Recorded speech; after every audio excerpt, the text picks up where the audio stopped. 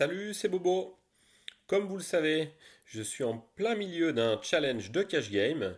Je me suis donné l'objectif de faire 5000 mains avec un résultat minimum de 3 big blinds 100, c'est-à-dire voilà une performance à atteindre.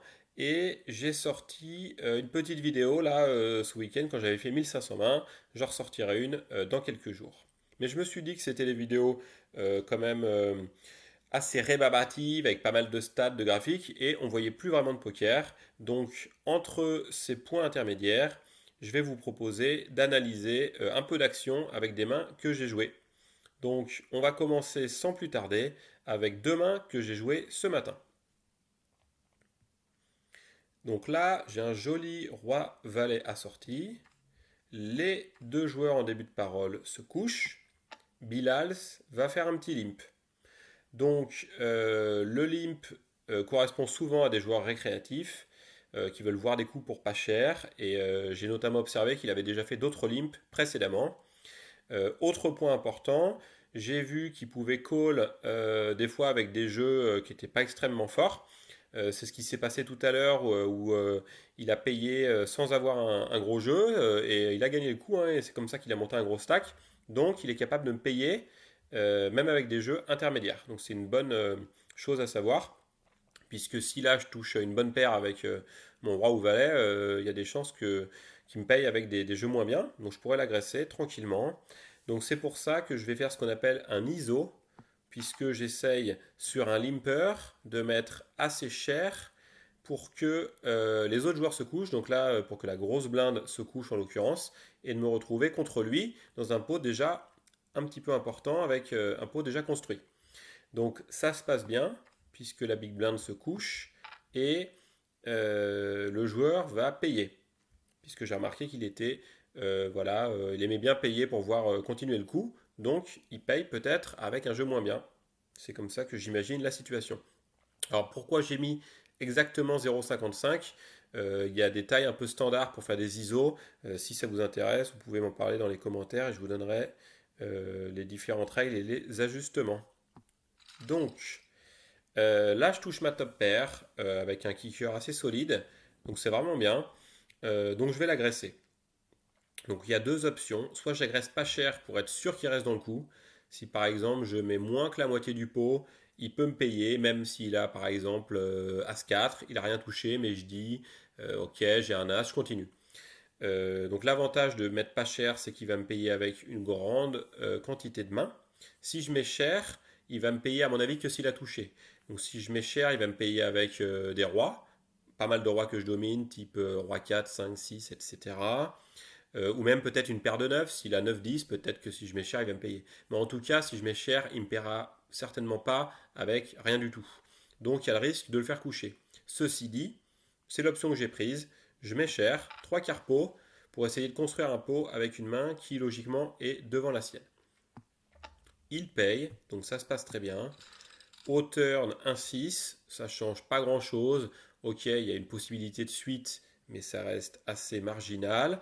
Donc moi j'ai toujours un très bon jeu. Je continue à agresser cher, 3 quarts pot, il me paye.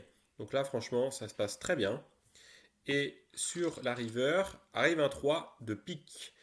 Donc là, ok, ça fait quand même rentrer la couleur dans les différentes mains possibles qui auraient payé flop et turn. Il y a effectivement deux cartes de pique, donc il peut l'avoir, mais je pense que ça correspond à une petite partie des possibilités et que voilà, faut pas s'arrêter là-dessus. Si je me dis ok, je check, c'est fini, je fais plus rien parce qu'il y a un tirage flush, euh, c'est euh, c'est dommage quoi. Je pense que ça va représenter une toute petite partie des possibilités et que dans une grande partie des possibilités, j'ai encore de la value à prendre sur ce coup.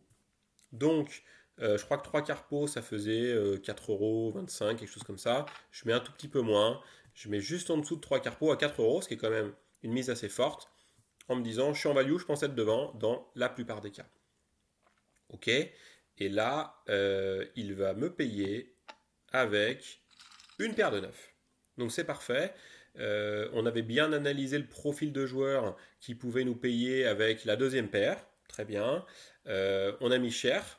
Donc il y avait le risque aussi que s'il avait par exemple, je sais pas, 4 et 3, au flop il aurait couché. C'était quasiment sûr sur une mise forte. Mais avec la deuxième paire, ou peut-être un roi moins fort, il nous a payé jusqu'au bout. On ne s'est pas trop crispé quand il y a eu le pic. Et on a fait un très joli pot. On va enchaîner sur la deuxième main. Voilà. Donc, hop là. On a une dame et un 10. On est à la cut-off, c'est-à-dire que vu que ce joueur est pas là, on est juste avant le bouton et on a une main qui est un peu limite pour être jouée à la cut-off. C'est plutôt une main qu'on peut jouer au bouton, le dame 10, mais normalement, si on est, on va dire, un peu tight, un peu tag, on va ne pas jouer cette main. Ceci dit, j'ai vu que ce joueur était agressif, faisait souvent des bluffs. Et je me suis dit, si je pouvais essayer de l'attraper sur un bluff avec soit une paire de dames, soit une suite, ça peut être sympa de jouer un pot contre lui. Donc j'ai ouvert cette main, même si c'était normalement un petit peu tangent. Et rien ne s'est passé comme prévu, puisque moi je m'étais dit que j'aimerais bien affronter ce joueur avec cette main-là, mais malheureusement tout le monde a payé. Ok, donc on se retrouve à 4 là. Ça va pas être simple. On a cependant touché la meilleure paire avec un kicker assez correct. Donc on est en bonne posture là. Je ne sais pas si ça se dit en bonne posture, mais c'est pas grave. Euh, on attaque. Alors l'idée d'attaquer ici, c'est que j'ai besoin d'un peu de protection. C'est-à-dire que ma paire de 10, elle est pas mal, mais c'est pas une paire très haute. Si par exemple un des autres joueurs a As-3 ou Roi-3, il peut me repasser devant, et si je mise pas, et qu'un roi ou un as tombe, ça va faire que je me retrouve derrière, parce que je leur ai offert une carte gratuite, si vous voulez, à ces joueurs qui avaient une main pas terrible, du style Roi-3, As-3. Alors que si j'agresse ici en mettant un pari un peu fort, en protection, ces mains-là vont se coucher, et ça va m'éliminer pas mal de possibilités de me faire passer devant. Donc, un joueur qui couche, Huggy qui call, Pierrot qui call. On note que Pierrot call, alors qu'il avait checké tout à l'heure. Je l'ai souvent vu agresser en bluff. Donc là, quand il call, un peu de prudence parce que c'est pas vraiment rassurant de le voir payer, quoi. Huggy, ce joueur, ce qui est dommage, c'est que j'ai pas de read sur lui. Je l'ai joué il y a 2 mois, mais j'ai pas pris de notes, donc je sais pas trop son style de jeu. Là, quand il fait un call sur 3 quarts pot, voilà, je sais pas trop ce que ça veut dire. Au flop, on a à la fois une bonne et une mauvaise nouvelle. La bonne nouvelle, c'est qu'on a toujours top pair. La mauvaise, c'est qu'il y a beaucoup de jeux type suite, double paire qui peuvent être là. Parce qu'il y a pas mal de gens qui peuvent avoir joué 8 et 9 ou 9 et 10 pré-flop et qui ont une double paire maintenant. Et il y a également la suite qui est rentrée. Donc prudence, mais on a toujours la top pair, donc ok. Voyons voir ce qui se passe. Huggy fait un check et Pierrot met mi-pot. Alors, Pipo, ouais, c'est un sizing qui me permet normalement de continuer. J'ai pas énormément à mettre et j'ai toujours top pair. Donc c'est voilà. S'il a du jeu, c'est bien choisi comme sizing, excusez-moi, puisque moi c'est dur de coucher une top pair. Ceci dit, on est 3, donc voilà, ça va pas être simple. Et lui, c'est vrai que d'habitude quand il bluffe, il met quand même bien cher. Là, il met pas beaucoup. Ça peut faire penser qu'il a quelque chose, quoi. Donc j'aurais pu me méfier. Et, voilà, j'ai quand même décidé de payer puisque j'ai la top pair. Et Huggy nous paye. Donc on est toujours 3 et on commence à avoir un pot assez balèze là.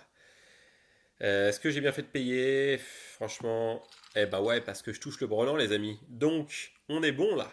Là, on a quasiment un des meilleurs jeux. On est battu par 10 rois et 10 as qui font un meilleur brelan. Et on est battu par des suites. Ok. On est également battu si jamais quelqu'un a une paire de 8 ou de 9, il fait full. Mais voilà, là on a listé toutes les mains qui nous battent, mais il y a énormément de mains que nous on bat. Le problème, c'est qu'on est 3 et qu'il y a un pot très gros. La taille du pot est à peu près celle de nos stacks, là, aux deux plus gros stacks, couvre le stack de Pyro. Donc on est tous commit, c'est-à-dire qu'on a tous intérêt à aller au bout avec un jeu correct parce qu'il y a beaucoup à gagner, quoi. Donc voilà, je me suis retrouvé dans une situation là qui n'est pas vraiment facile à gérer, et notamment quand tout le monde me balance tout. Là, voilà, on s'est retrouvé dans une situation où effectivement on a un bon jeu, on n'a pas le meilleur kicker, donc on peut s'en vouloir d'être rentré avec un jeu un peu borderline pour essayer de jouer Pierrot, parce que si on avait accepté uniquement de rentrer avec As-10, bah là on aurait le meilleur kicker, donc là on peut être battu par certains brelans, et les suites. Donc voilà, on se retrouve dans une situation merdique. Ok, ceci dit, la situation elle est ce qu'elle est. La seule question c'est est-ce que je paye, est-ce que je fold et quelle est la meilleure décision. Donc, le paramètre que j'ai pris en compte, il était simple, il était qu'est-ce que je gagne à mettre tout au milieu, quoi. Parce que là, voilà, c'est difficile de dire si je suis battu ou pas. Pierrot, je sais que c'est un joueur qui aime bien agresser, et là il a plutôt suivi. Donc, je me dis qu'il a peut-être un meilleur jeu que moi. Il peut avoir une suite, il peut avoir un meilleur brelan. Ok. Huggy, je connais pas trop son style, mais logiquement, un mec qui balance comme ça tapis à la river, c'est quand même qu'il a du jeu. Donc, je pense que je suis plutôt battu. Ou disons que j'imagine que c'est pas évident que j'ai le meilleur jeu. Ok. Donc, il faudrait que je couche. Mais un autre paramètre très important, c'est que si je mets 6 euros, je peux en remporter 27. Et mon jeu est, je pense, suffisamment fort pour prendre ce risque, puisque j'ai quand même un brelan avec une dame. Donc ma combinaison, c'est 10-10-10, dame 9. J'ai un jeu fort. Ça serait quand même étrange de ne pas tenter le risque de mettre 6 euros pour en gagner 27, quoi. Donc en fait, dans cette situation, c'est compliqué, quoi. C'est difficile de jeter. Donc je paye. Ok.